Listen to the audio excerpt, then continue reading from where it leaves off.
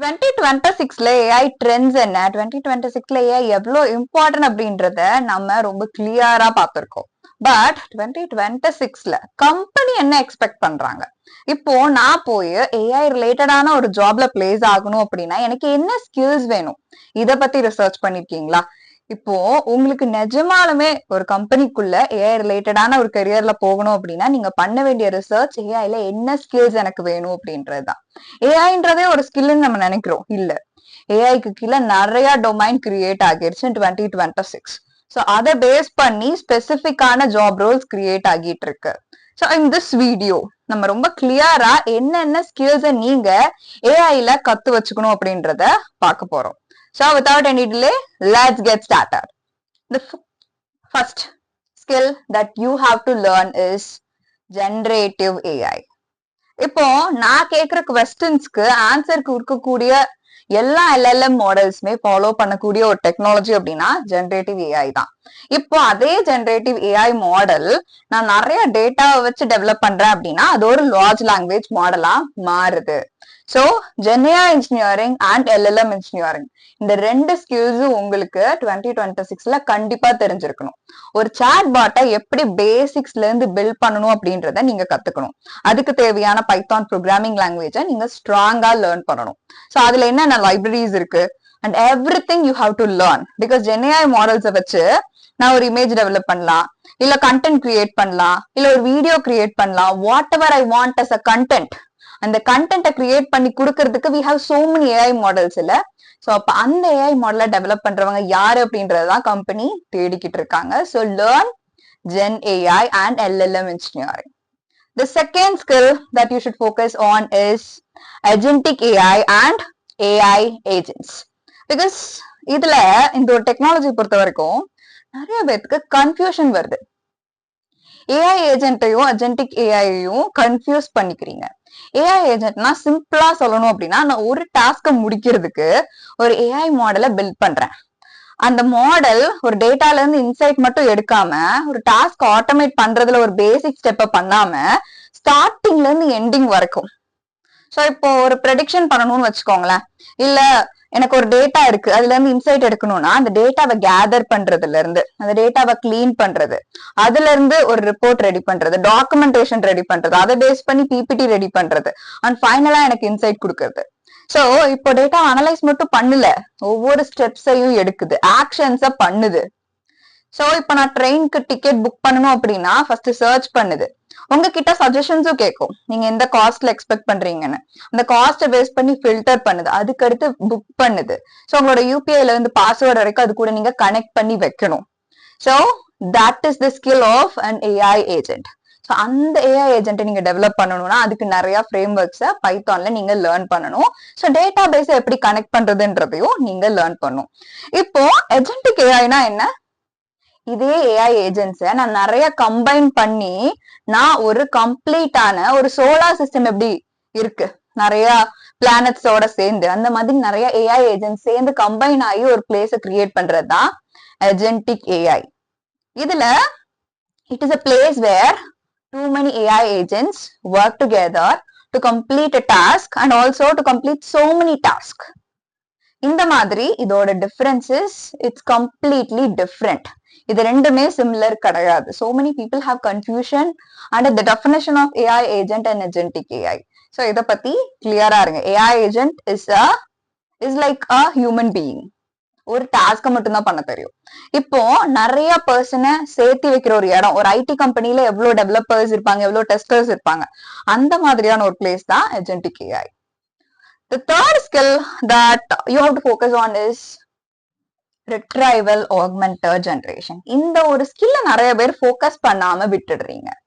இது என்னன்னா ஸ்பெசிபிக்கா கம்பெனில கான்பிடென்ஷியலான டாக்குமெண்ட்ஸை ஆக்சஸ் பண்றதுக்கு நான் டெவலப் பண்ற அந்த ஜென்ஏஐ மாடல்ஸுக்கு எபிலிட்டி இருக்கணும், நான் டெவலப் பண்ற அந்த ஏஐ ஏஜென்ட்ஸ்க்கு எபிலிட்டி இருக்கணும். சோ ஒரு டாக்குமெண்ட்ல இருந்து ஒரு இன்ஃபர்மேஷனை ஃபெச் பண்ணி ஒரு இடத்துக்கு கொண்டு வரேன்ல, அந்த இன்ஃபர்மேஷன் மெயினா கான்பிடென்ஷியலா இருக்கலாம். So in that scenario, I'll be using this retrieval augmented generation.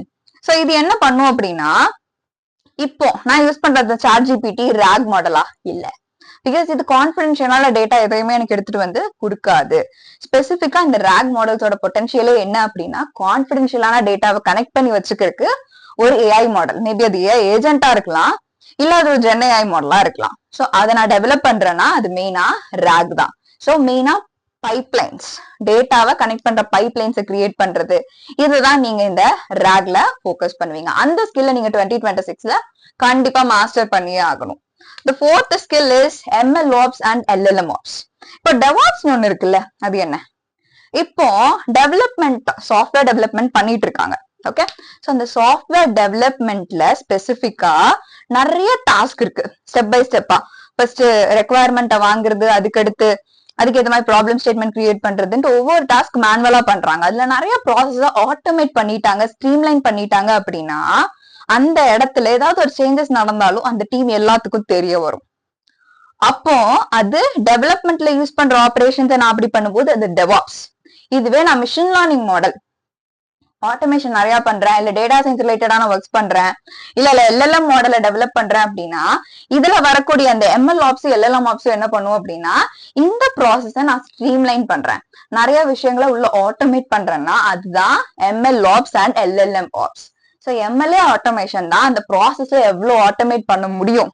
So நான் பண்ற அந்த ஒவ்வொரு டாக்குமெண்ட்ஸ்லயும், நான் பண்ற அந்த ப்ராஜெக்ட்ல பண்ணக்கூடிய சேஞ்சஸ் எப்படி டீம்ல எல்லாத்துக்கும் தெரிய வருது. இது எல்லாமே MLOps and LLMOpsக்கு கீழே தான் வரும். The next step is Python and AI frameworks. இந்த ஒரு skill seriously such an awesome skill. இதை நீங்க தெளிவா லேர்ன் பண்ணிக்கிட்டாலே இது எல்லாம் மோஸ்ட்லி கவர் ஆயிடும். பிகாஸ் பைத்தானுக்கு கீழே வர AI frameworks வச்சு என்னால ஜென் AI மாடல் கிரியேட் பண்ண முடியும், ராக் மாடல்ஸ் கிரியேட் பண்ண முடியும், ஏஐ ஏஜென்ட்டை டெவலப் பண்ண முடியும். சோ பைத்தான்ல எந்த அளவுக்கு ஏஐ ஃப்ரேம்வொர்க்ஸை டெவலப்மெண்ட்டுக்காக கத்துக்கிறீங்களோ அந்த அளவுக்கு இண்டஸ்ட்ரி ரெலவென்டான ஒரு பர்சனா நீங்க இருப்பீங்க. சோ 10 பேர்ல உங்களை ப்ரெஃபர் பண்ணணும் அப்படின்னா பைத்தான்ல அட்வான்ஸ்டா ஏஐ மாடல்ஸ் டெவலப் பண்றதுக்கு இருக்கக்கூடிய லைப்ரரிஸை தேடி கத்துக்கோங்க. அது எந்த அளவுக்கு அதை வச்சு டெவலப்மெண்ட் பண்ணலாம், இன்னோவேட் பண்ணலாம், ஆட்டோமேட் பண்ணலாம் அப்படின்றத சர்ச் பண்ணி ஒர்க் பண்ணிட்டே இருங்க. நிறைய ப்ராஜெக்ட்ஸ் பண்ணுங்க. You will become the person who is smart inside a room. So even after getting into the industry ல நீங்க கண்டிப்பா சிடிசி அடுத்த ப்ரமோஷனுக்கு எல்லாத்துக்குமே இந்த ஒரு ஸ்கில் உங்களை அடுத்த ஸ்டேஜுக்கு எடுத்துட்டு போகும். Learn as much as possible when it comes to frameworks in Python. The next skill is data engineering for AI. இந்த ஒரு ஸ்கில்ல யாருமே மெயினா ஃபோக்கஸ் பண்றது இல்ல. இப்போ டேட்டா எனக்கு எல்லா டைமும் வந்துருமா, என்கிட்ட ஆட்டோமேட்டிக்கா கம்பெனிஸ் கொடுத்துருவாங்களா? இல்ல. இண்டஸ்ட்ரியில ஒர்க் பண்ற டேட்டா சின்ன டேட்டாவா? இல்ல. Absolutely it's a massive data. அந்த டேட்டாவை இப்ப நான் இன்சைட் எடுக்கணும்னாலும் சரி, ஆட்டோமேட் பண்ணணும்னாலும் சரி, அவங்க வச்சிருக்க என்வாயர்மெண்ட்ல இருந்து நான் ஒர்க் பண்ற என்வாயர்மெண்ட்டுக்கு மாத்தணும்ல, கரெக்டா?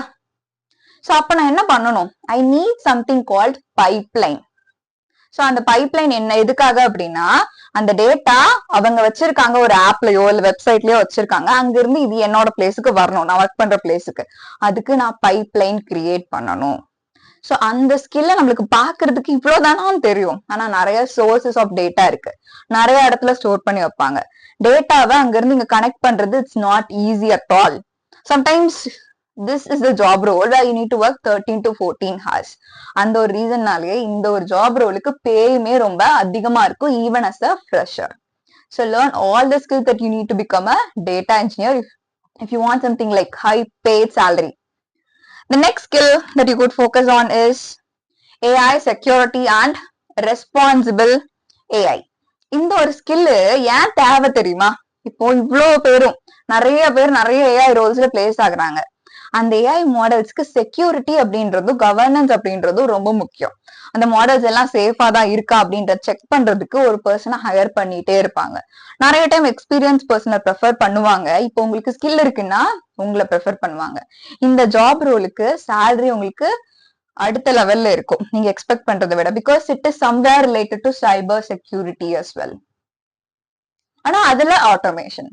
So that powerful is this job role. If you learn AI plus cyber security, உங்களுக்கு இந்த 2026ல டிமாண்ட் கண்டிப்பா more than what you expect. அந்த அளவுக்கு பேயுமே இருக்கும். பேசிக் லெவல் பேயே நீங்க 20 LPA வரைக்கும் பிளேஸ் ஆகலாம். So So that is the truth, but no one tells you until you become stronger in this skill. And if you start exploring the job roles, you will get to know about this. The next skill is cloud AI engineering. இப்ப நான் சொன்னேன்ல data இன்ஜினியரிங்ல data sources ரொம்ப அதிகம், எல்லா டேட்டாவுமே massive டேட்டாவா இருக்குன்ட்டு. அப்போ அந்த டேட்டாவை நான் எங்க போய் ஸ்டோர் பண்ணி எப்படி பைப்லைன்ல கொண்டு வருவேன்? I need something, some place where I could store the data and I need to work with it. For that I need cloud. அதுக்கு நீங்க we have so many cloud options. AWS, Docker, Kubernetes, இந்த மாதிரி எல்லா cloud எப்படி work பண்ணணும், இவ்வளோ கிளவுட்லயும் டிஃப்ரெண்டா இருக்கும் உங்களுக்கு UI. ஸோ எல்லாத்துலயும் எப்படி ஒர்க் பண்ணணும்னு கத்து வச்சுக்கோங்க. So there are some cloud where you need to invest bit. So அந்த இன்வெஸ்ட்மெண்டா பாருங்க, ஸ்பெண்ட் ஆகுதே, நான் இப்படி கத்துக்கிறதுக்காக காசு செலவு பண்ணுமா அப்படின்னு யோசிக்காதீங்க. If you really want to become a skilled person in AI, whatever you spend for learning these skills is an investment. அதை மைண்ட்ல வச்சுட்டு go ahead. The next skill is multi-model AI. இப்போ ஜென்ஏல நான் ஒரு விஷயம் சொன்னேன், நோட்டீஸ் பண்ணிருந்தீங்கன்னா ஜென்ஏ மாடல்ஸ் என்ன generate பண்ணும்? இமேஜ, ஆடியோவை, வீடியோவை. ஸோ நீங்க டெவலப் பண்ற அந்த ஏஐ மாடல் எல்லா டைப் ஆஃப் டேட்டா கூடயும் ஒர்க் பண்ற மாதிரி டெவலப் பண்ண முடியுமான்னு பாருங்க. அதோட கோல் என்னன்னு ஃபிகர் அவுட் பண்ணிட்டு, இப்ப இமேஜா இருந்தா இல்ல ஆடியோவா இருந்தா வீடியோவை நான் ஜென்ரேட் பண்றேன்னா இல்ல அண்டர்ஸ்டாண்ட் பண்ணிக்க வைக்கிறேன் நான் ஃபோக்கஸ் பண்ணிட்டு அதுக்கேத்த மாதிரியான ஸ்கில்ஸ கத்துக்கோங்க. ஸோ இங்க உங்களுக்கு ஒரு கோல் இருக்கு, அந்த கோல் பேஸ் பண்ணி டெவலப் பண்ணக்கூடிய மாடல்ஸ் தான் இந்த மல்டி மாடல் ஏஐ மாடல்ஸ். இப்ப நான் IoT எல்லாம் ப்ராஜெக்ட்ஸ் பண்றேன்னு வச்சுக்கோங்களேன், ஆட்டோமேஷன் பண்ணும், அக்ரி ஆட்டோமேஷன் அப்படின்னா இன் தட் சினாரியோ இமேஜ் டேட்டால, ஆடியோ டேட்டால, வீடியோ டேட்டால நான் ஒர்க் பண்ணணும். ஸோ அதுக்கேற்ற மாதிரி மாடல்ஸ் என்ன ஃப்ரேம் ஒர்க் தேவைப்படலாம்? பைத்தான்ல ஏஐ ஃப்ரேம் ஒர்க்ஸ் சொன்னல, எந்த ஃப்ரேம் ஒர்க் தேவைப்படும் அப்படின்றத அண்டர்ஸ்டாண்ட் பண்ணிக்கிட்டு அதை மாஸ்டர் பண்றதுக்கு எஃபர்ட்ஸ் போடுங்க. அந்த ஃப்ரேம் ஒர்க்ஸ்ல என்னெல்லாம் பண்ணலாம், அதை வச்சு எவ்வளவு ஆட்டோமேட் பண்ண முடியும். இட் மைட் லுக் லைக் பெரிய விஷயமா தெரியும், அதுல ஒர்க் பண்ண பார்த்தா இவ்வளோண்டுதான் இருக்கும். ஸோ அதுல ஒர்க் பண்ண இப்பவே ஸ்டார்ட் பண்ணுங்க. அண்ட் ஃபைனலி இதை நிறைய பேர் ஃபோக்கஸ் பண்ண மாட்டாங்க, business plus communication skills with AI. இப்போ நீங்க என்ன ஜாப் ரோல் வேணா போலாம், ஆனா அதுல ஏஐ எப்படி யூஸ் பண்றது? இல்ல கம்யூனிகேஷன் ஸ்கில்ஸ்ன்றது ரொம்ப காமனான விஷயம், அதுக்கு நான் எப்படி ஏஐ யூஸ் பண்ணலாம், பிசினஸ்க்கு எப்படி ஏஐ யூஸ் பண்ணலாம் அப்படின்ற ஒரு ஸ்கில்ல கத்துக்கோங்க. ChatGPT கிட்ட கிளியரா பேசுற அந்த ஸ்கில் இருக்குல்ல, ப்ராம்ப்ட் இன்ஜினியரிங், அதுவுமே இதுக்கு கீழே தான் வரும். இப்போ நான் ஒரு ஏஐ கிட்ட கிளியரா கொஸ்டின் கேட்கிறேன் இல்ல ப்ராம்ப்ட் கொடுக்குறேன்னா அது எல்லாமே இந்த business plus communication skills with ஏஐல தான் வரும். So learn how to work with AI along with business நாலேஜ். ஸோ அந்த ஏஐ கிட்ட பேசுறதுக்கும் அந்த ஏஐ மாடலை டெவலப் பண்ணணும்னா அந்த ஏஐ மாடல் ஒரு யூசர் கொடுக்குற அந்த கமெண்ட்டை தெளிவா புரிஞ்சுக்கணும். So that you need a communication skill to develop such an AI model which has that much of intelligence. So இந்த ஸ்கில்லையும் மறக்காம கத்துக்கோங்க. நீங்க இவ்வளவு விஷயத்த தெரிஞ்சுக்கிட்டு பிசினஸ் பத்தி தெரியல, கம்யூனிகேஷன் ஸ்கில்ஸ் இல்ல அப்படின்னா you can't talk about your product to the one who needs it. இல்ல நீங்க டெவலப் பண்ண அந்த ப்ராடக்ட் நீங்களா செல் பண்ண கூட முடியும், பட் உங்களுக்கு அந்த கம்யூனிகேஷன் ஸ்கில்ஸ் இல்லைன்னா நீங்க செல் பண்ற அந்த ப்ராடக்ட் வேற நாட்டுல இருக்கவங்களுக்கு தேவைப்படலாம். So if you have good communication skills and business knowledge, நீங்க அடுத்த ஸ்டேஜுக்கு மூவ் ஆகிறதுக்கு அது ஹெல்ப் பண்ணும். It's not always about companies, you might become the person who develop that company, right? So master all these skills. இதுல எதுவுமே இதை விட்டுருங்க, இது இம்பார்ட்டன்ட் நான் சொல்ல மாட்டேன், because all these 10 skills are very much important.